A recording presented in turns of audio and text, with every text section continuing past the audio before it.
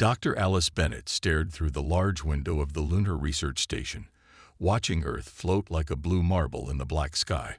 Her coffee had gone cold hours ago, but she barely noticed. The computer screens behind her were filled with strange signals that had kept her awake for the past 3 days. "Dr. Bennett, you need to see this." John Miller, her young assistant, rushed into the observation room. His face was pale, and his hand shook as he held up a tablet. "The signal, it's changed." Alice turned away from the window and took the tablet. The strange patterns they had been receiving from Proxima Centauri for the past week had suddenly become clear and organized. It wasn't random space noise anymore. It was a message. "Get me Captain Walsh," she said, her voice steady despite her racing heart. "And call everyone on the team. Now." Within an hour, the station's main conference room was full. Captain Peter Walsh of the Earth Defense Force stood at the front, his uniform crisp despite being woken up in the middle of his sleep cycle. The room was silent as Alice explained what they had found. "It's a greeting," she said, pointing to the decoded message on the main screen. "In 27 different languages, including English. They're coming to meet us." The room erupted in whispers and gasps. Humanity had wondered about alien life for centuries, and now they had their answer. They weren't alone. Captain Walsh raised his hand, silencing the room. "How long do we have?" 3 days, Alice replied. "They'll arrive in 3 days." The next 72 hours were the busiest in human history. Every government, every military force, and every scientific institution on Earth prepared for first contact. The public was informed, and surprisingly, there was more excitement than fear. Humans had grown up with so many stories about space and aliens that the reality almost felt natural. Alice hardly slept. She worked with her team to study every detail of the message, trying to learn as much as they could about their visitors. The signal contained basic information about them. They called themselves the Galactic Council, a group of 15 advanced species that had been watching Earth for centuries. On the morning of the 3rd day, Alice stood with Captain Walsh and other world leaders at the new Global Contact Center built quickly in Geneva. The sky was clear and blue, perfect for making history. At exactly 10 o'clock a.m. Geneva time, it happened. A ship appeared in the sky, but not with a flash or a boom like in the movies. It simply faded into view, as if it had been there all along but hidden behind an invisible curtain. It was beautiful, shaped like a spiral seashell made of what looked like pearl and silver. The ship landed softly on the prepared landing pad. Everyone held their breath. A door appeared in the smooth surface, and out stepped the first alien humanity would ever meet. The alien was tall and elegant, with 4 arms and skin that shifted colors like the surface of a soap bubble. It walked on 2 legs like a human, but moved with unusual grace. Its large eyes were deep purple, and when it spoke, its voice was surprisingly musical. "I am Kithrix," it said in perfect English, "ambassador of the Galactic Council. We come to meet the species that has caught our attention like no other in 10,000 years." Alice, who had been chosen as one of Earth's scientific representatives, stepped forward with Captain Walsh. "Welcome to Earth," she said. "We're honored to meet you." Kithrix's skin rippled with shades of blue and gold. "The honor is ours, Dr. Bennett. Your species is unique. In all our time exploring the galaxy, we have never encountered a species quite like humanity." "What makes us so special?" Captain Walsh asked, his voice professional but curious. The alien ambassador's colors shifted to a deep purple. "You adapt. You change. You evolve in ways that defy all our understanding of how species should develop. Other species follow fixed paths. Their technology, their society, their biology all progress in predictable ways. But humans..." Kithrix made a gesture with its upper arms that might have been a shrug. "Humans take pieces of ideas and combine them in ways we've never seen. You make impossible leaps of logic. You survive in conditions that should destroy you. You create art that makes no sense and yet moves us deeply." Alice felt her heart beat faster. This wasn't just first contact. This was a moment that would change everything. "Is that why you're here now?" she asked. "Because we're different." "Yes," Kithric said. "The Council has been watching Earth for centuries, trying to understand you. Now we believe it's time to meet properly. We want to offer humanity a chance to join the galactic community. But first, we need to understand you better. We propose a trial period of 6 months. During this time, we will work together, learn from each other, and see if humanity is ready for what lies among the stars." Captain Walsh stepped forward. "And if we pass this trial period?" Kithrix's skin shimmered with rainbow colors. "Then everything changes. For all of us. You see, Captain Walsh, Dr. Bennett, we believe humanity might be exactly what the galaxy needs. Your chaos, your creativity, your strange way of looking at everything differently. It might be the key to solving problems we've struggled with for millennia." As Alice listened to the ambassador speak, she looked up at the alien ship gleaming in the sunlight. In that moment, she understood that this wasn't just about humanity joining some galactic club. This was about humanity having something special to offer, something that could change the entire galaxy. The next few hours were filled with meetings, discussions, and the first steps toward formal diplomatic relations with the Galactic Council. As the sun set over Geneva, Alice found herself back in the main conference room, looking at the preliminary agreement for the 6-month trial period. "Do you think we're ready for this?" John asked her, his earlier nervousness replaced with excitement. Alice smiled, thinking about everything that had happened in just 3 days. Ready or not, it's happening. And from what Kithric said, being ready isn't what makes humans special. It's how we handle things when we're not ready that matters. As she watched Kithric talking with Earth's leaders, Alice couldn't help but feel that humanity was standing on the edge of its greatest adventure. They weren't just going to join the galactic community. They were going to change it forever. The stars had never seemed closer or the future brighter. The species that had spent so long looking up at the stars was finally going to reach them, and nothing would ever be the same again. 1 month into humanity's trial period with the Galactic Council, Dr. Alice Bennett found herself in a very strange classroom. She sat with scientists from 15 different alien species, each one more unusual than the last.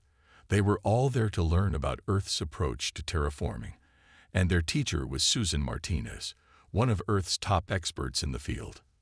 "So you're telling us," said a crystalline being named Zix, its voice tinkling like wind chimes, "that you actually change your plans based on what you find as you work."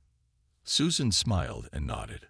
"Of course, every planet is different. We have basic principles, but we adapt them to each situation." The aliens looked at each other in confusion. Alice had seen this reaction many times now. The Council species didn't like changing plans. They followed set procedures for everything. "But how can you be sure it will work?" asked another alien, this one looking like a giant caterpillar. "We can't," Susan said simply. "We test, we adjust, we try again. Sometimes we fail, but we learn from those failures." The room burst into worried whispers. Alice watched with interest. After a month of these exchanges, she was starting to understand why the Council found humans so fascinating. Where they saw chaos and uncertainty, humans saw opportunities and adventures. Meanwhile, in the Earth Defense Force headquarters, Captain Peter Walsh was having his own interesting meeting. Admiral Kate Howard had called him in to discuss the military aspects of the trial period. "The Council's combat simulations are different," Peter explained, pointing to the holographic display. "They fight like each battle is a chess game with fixed rules. But we've shown them that sometimes the best move is to flip the board." Admiral Howard nodded. "How are they taking it?"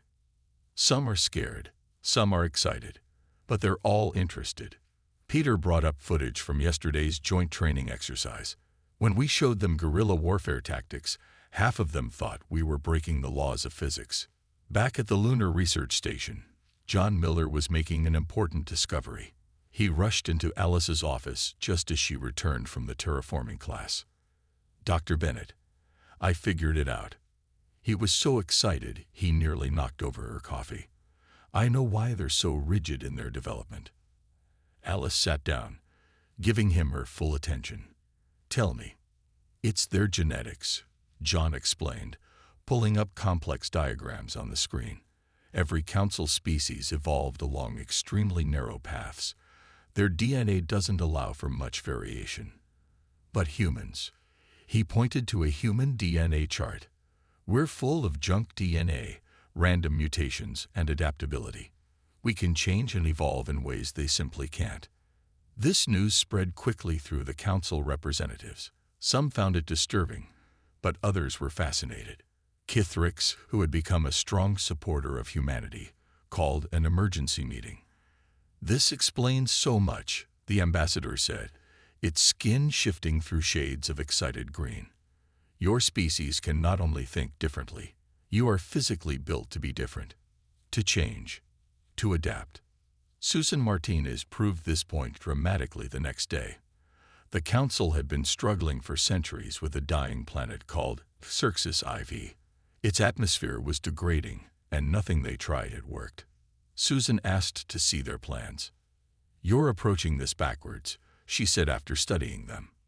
"You're trying to force the planet to fit your solution. Instead, let's look at what the planet is trying to tell us." The council scientists watched in amazement as Susan completely reworked their plans. She combined their advanced technology with surprisingly simple Earth techniques. Within weeks, the first test area on Xerxes IV showed improvement. "It's not that we're smarter," Susan explained to the stunned council members. "We just look at problems differently. Where you see one path, we see many. Where you seek perfection, we embrace imperfection and work with it." This success had an unexpected effect. Some younger council members began asking to learn more about human methods. They wanted to understand how humans thought, how they solved problems, how they kept going after failures. But not everyone was happy. Alice noticed some council members growing increasingly nervous about humanity's influence. They whispered about how humans were too unpredictable, too chaotic, too dangerous to join the galactic community. Captain Walsh noticed it too. One evening, he met with Alice in the station's observation room. "They're scared of us," he said, watching Earth spin below them. "Not because we're dangerous, but because we make them question everything they believe about how things should work." Alice nodded. "Change is hard for them. They've done things the same way for thousands of years. Then we come along and show them different ways to do everything.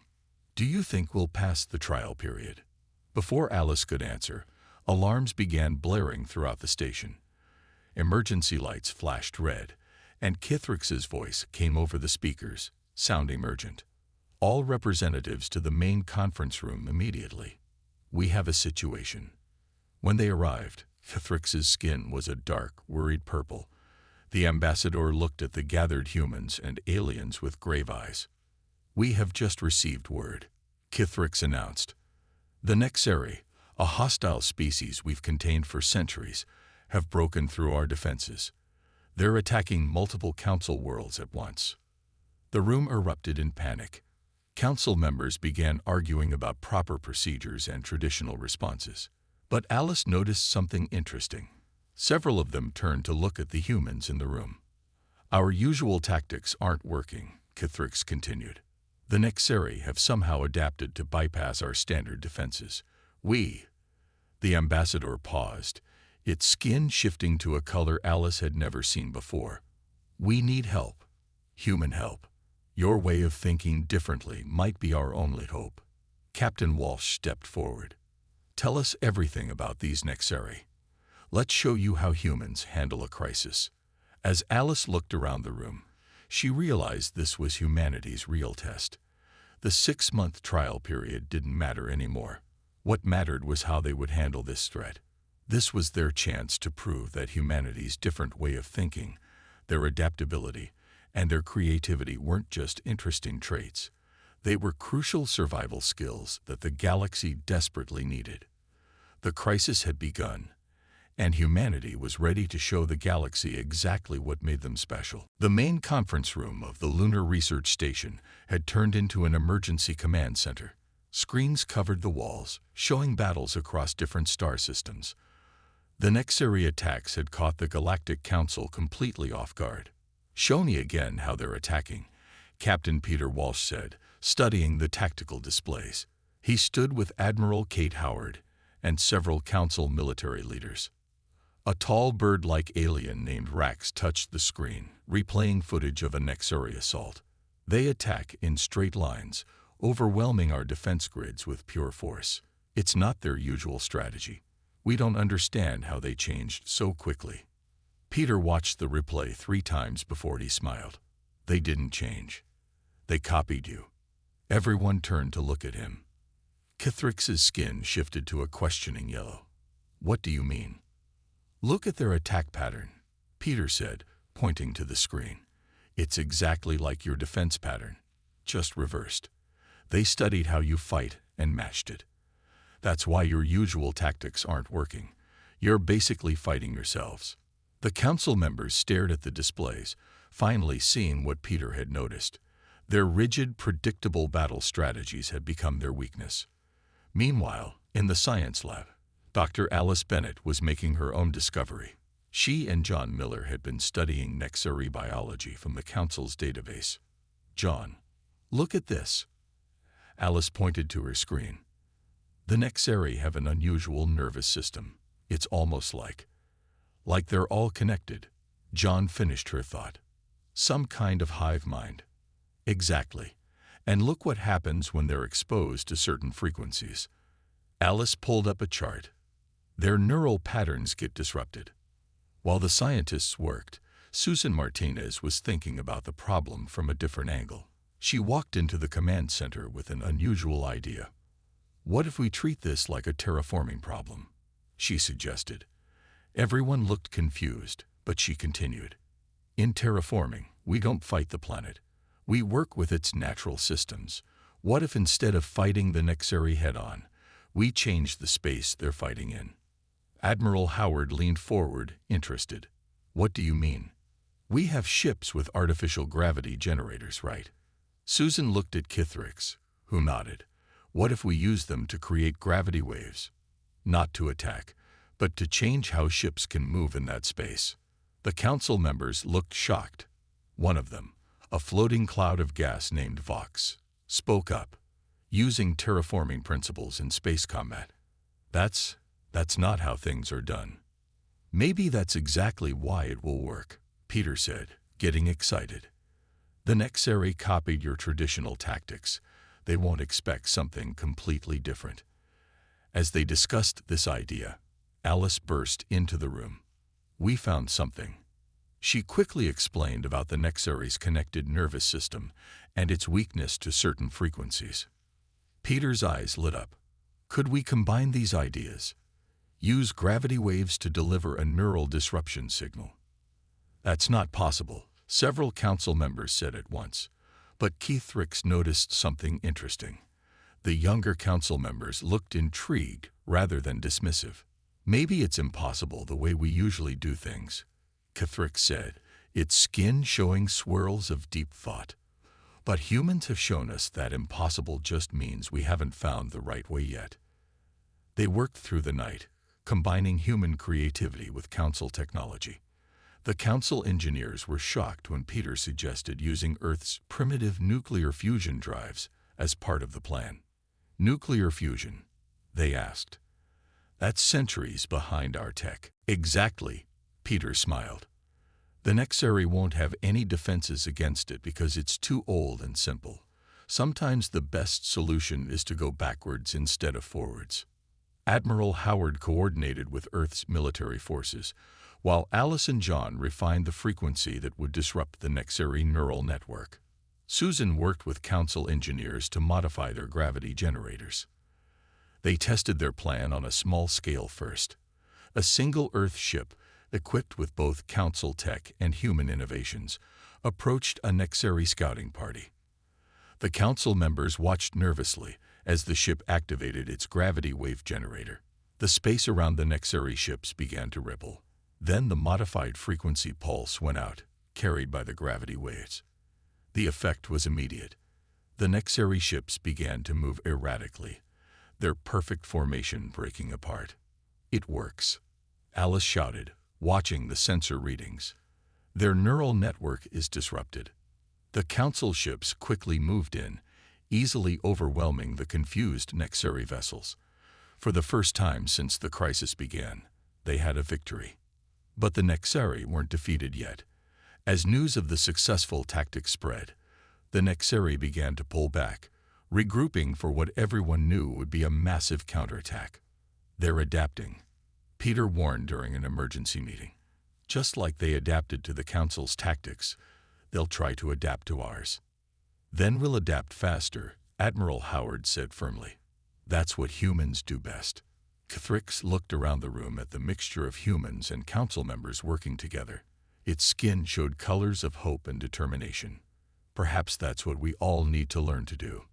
The next few days were intense. Earth's military forces joined with council ships, teaching them human-style tactics.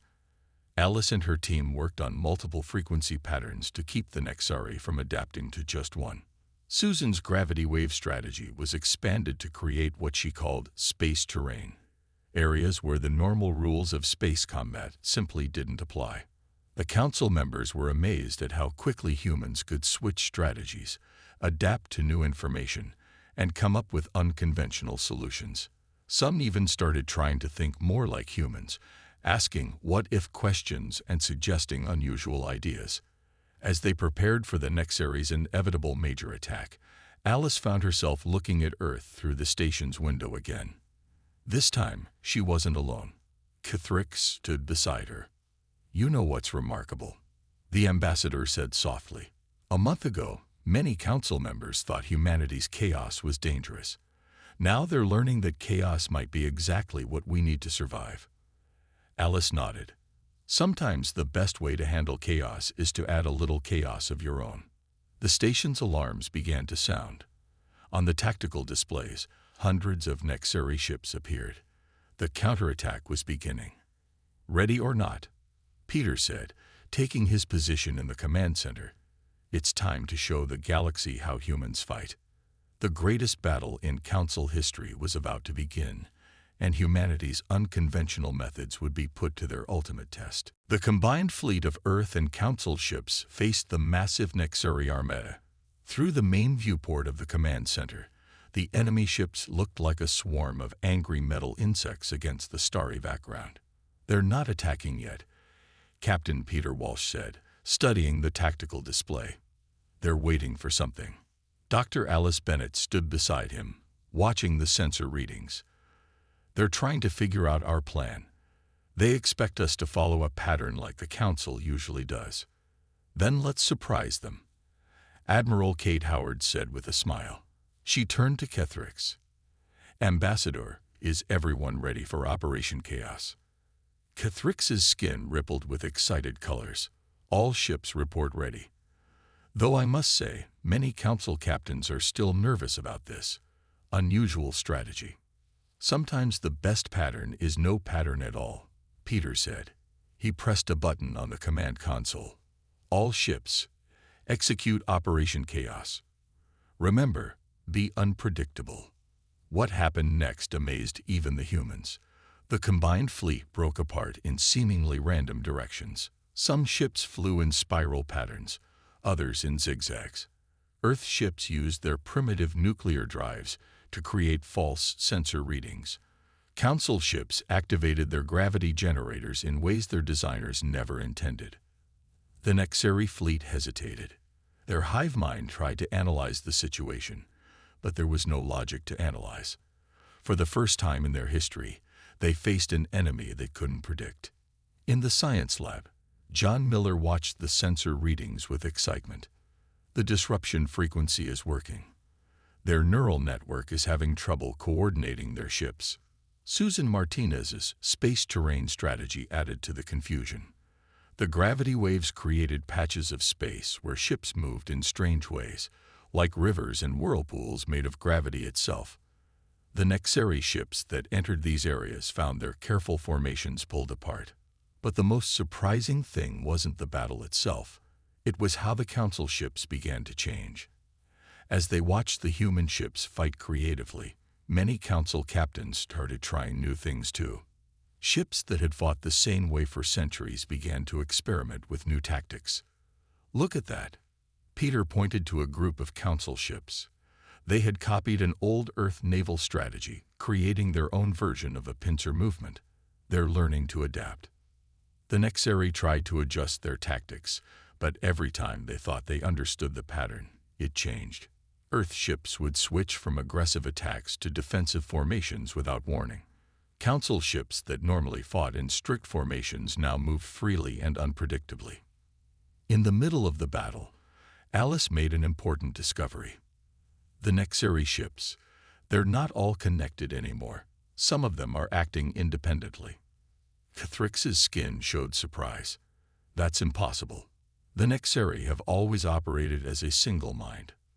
Not anymore, Alice said excitedly. Our disruption frequency isn't just confusing them.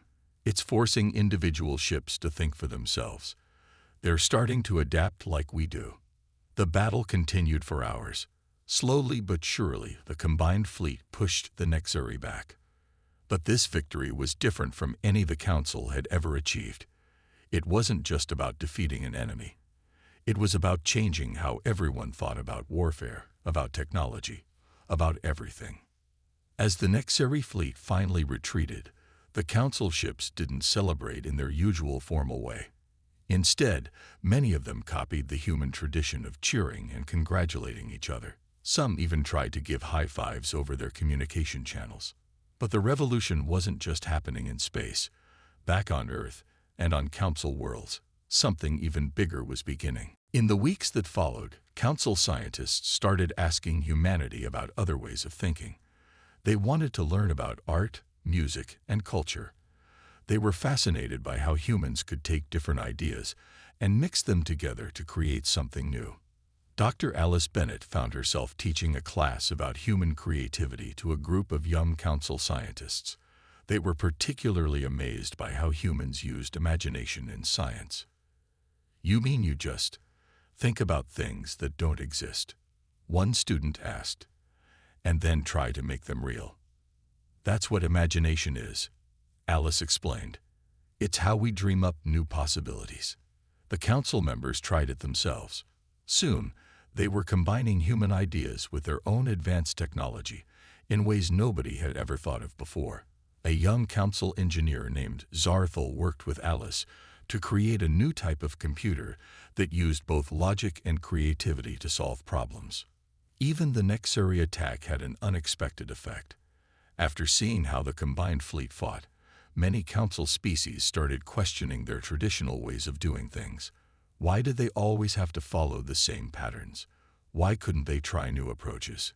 Fricks called an emergency council meeting to discuss these changes, but this meeting was different from any before. Instead of following strict protocols, they sat in a circle like humans did and had an open discussion. "Our society is changing," Cathrix said, its skin showing complex patterns of excitement and concern. "Humanity hasn't just shown us new ways to fight. They've shown us new ways to think, to live, to grow." Peter watched this meeting with amazement. "They're not just copying us," he said to Alice. "They're taking our ideas and making them their own. They're learning to adapt." But not everyone was happy about these changes. Some older council members worried that too much change too quickly could be dangerous. They called for a return to traditional ways. Just as this debate was reaching its peak, the emergency alarms sounded again. A massive nexeri fleet had appeared, bigger than anything they'd seen before. But this time, it wasn't heading for the Council worlds. It was heading straight for Earth. "They've learned from us too," Alice realized with a chill. "They know that if they want to stop this revolution in thinking, they have to strike at its source." As the alarms blared throughout the station, humans and council members rushed to their posts. But something was different this time. There was no panic, no arguing about proper procedures. Instead, there was a sense of unity and purpose. "They think attacking Earth will stop the changes they fear," Kithrix said, its skin glowing with determination. "But they don't understand. The revolution in thinking has already begun. It can't be stopped." Peter looked at the tactical displays showing the approaching nexeri fleet. "Then let's show them exactly what happens when the galaxy learns to think differently." The final battle for Earth was about to begin, and with it, the birth of a new era in galactic history. Earth glowed blue and green in the darkness of space, beautiful and vulnerable as the massive nexeri fleet approached. But this time, it wasn't alone. Ships from every Council species formed a defensive ring around the planet, alongside Earth's own fleet. In the lunar station's command center, Dr. Alice Bennett watched the tactical displays with a mixture of fear and pride. "Look at how they're positioning themselves," she said to Captain Peter Walsh. "Every ship is using different tactics." She was right. The Council ships weren't in their usual perfect formations. Some used Earth-style strategies, others had created completely new approaches. Each species had taken what they learned from humanity and made it their own. "The nexeri won't expect this," Admiral Kate Howard said, studying the battle plan. "They think they're attacking the old Council, not this new combined force." Thrix's skin showed confident gold patterns. "They don't understand what they're truly fighting.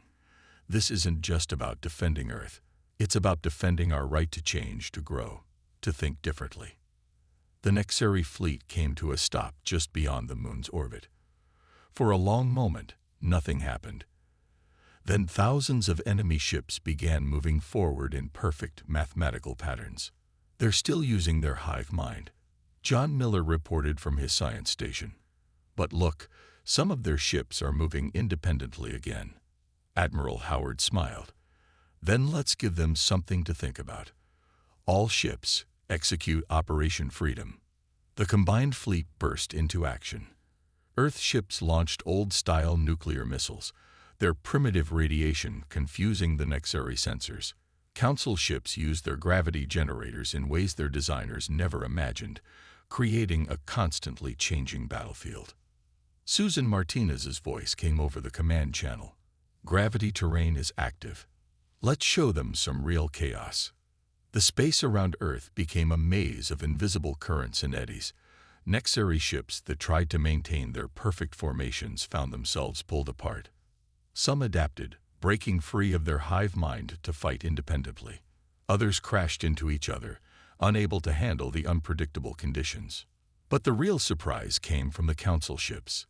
Each species had learned from humanity in its own way. Bird-like Avari ships darted and swooped like Earth fighter jets. Crystalline Zix vessels used their light-bending technology to create confusion. Even the gas cloud Vox had learned to use their natural form to their advantage, spreading out to disable nexeri sensors. In the science lab, Alice and Zarthal monitored the neural disruption frequencies. "The independent nexeri ships are increasing," Zarthal reported excitedly. "The hive mind is breaking down." The battle raged for hours. Both sides took heavy damage, but the combined fleet had something the nexeri didn't: creativity. Every time the nexeri adapted to one strategy, the defenders would switch to something completely different. Finally, deep in the heart of the nexeri fleet, something remarkable happened. A group of nexeri ships suddenly broke away from their attack pattern. Instead of fighting, they began broadcasting a signal. "They want to talk," Kithrix announced, its skin showing surprise. "The independent ships, they're asking for peace." The command center fell silent. This had never happened before. The nexeri had always fought as one mind, never showing any interest in communication. Through the neural disruption and the chaos of battle, individual nexeri had begun to think for themselves. Like the Council species, they too had learned from humanity's example. The peace negotiations that followed were unlike anything the galaxy had seen. The independent nexeri joined the talks, bringing new perspectives to their species. The Council chambers, once a place of rigid protocol, became a center of lively debate and discussion. 6 months after the battle, Earth was officially invited to join a new organization, the Galactic Alliance. This wasn't the old council with its fixed rules and traditions. This was something new, combining the best of all species. Alice stood with Peter and Keithrix at the ceremony, watching representatives from Earth, the council species, and even some independent nexeri sign the new charter. Did you ever imagine this would happen when you first detected that signal? Peter asked her. Alice shook her head. Not in a million years. We thought we were just joining the galactic community. Instead, we helped create a new one. Thrix's skin showed patterns of joy and wisdom. That's what makes humans special. You don't just adapt to change, you create it. You make everyone around you see new possibilities. The changes spread far beyond politics and military tactics. Alice and Zarthal's work led to the creation of the first cross-species innovation center, where scientists from all species came to learn how to combine logic with creativity. Susan Martinez's ideas about adapting to environments instead of controlling them revolutionized terraforming throughout the galaxy. Dying worlds were given new life using combinations of council technology and Earth ingenuity. Even the arts were transformed. Council species discovered human music, painting, and dance. They learned to express themselves in new ways, creating strange and beautiful combinations of their traditional arts with human styles. 5 years after first contact, Alice stood in her old spot by the lunar station window. Earth still looked the same, but the space around it had changed dramatically. Ships of all species moved freely through the solar system.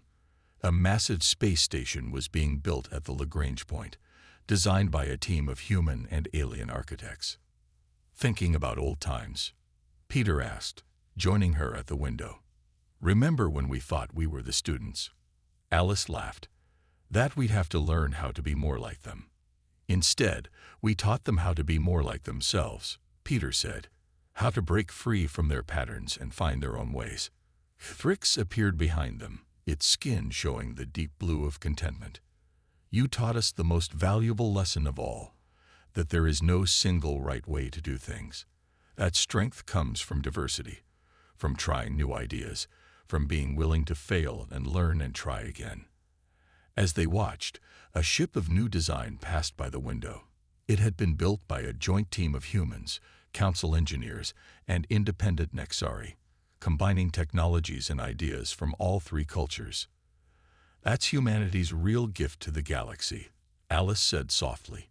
Not our technology or our tactics, but our ability to imagine something different, to look at the way things are and ask, what if? The ship disappeared into the darkness of space, heading out toward the stars. Somewhere out there, new discoveries waited. New challenges, new possibilities. And thanks to humanity's influence, the galaxy was finally ready to face them all with open minds and hopeful hearts. The species that changed everything had done more than just join the galactic community. They had shown the galaxy how to change itself, how to grow, how to dream. And this was just the beginning.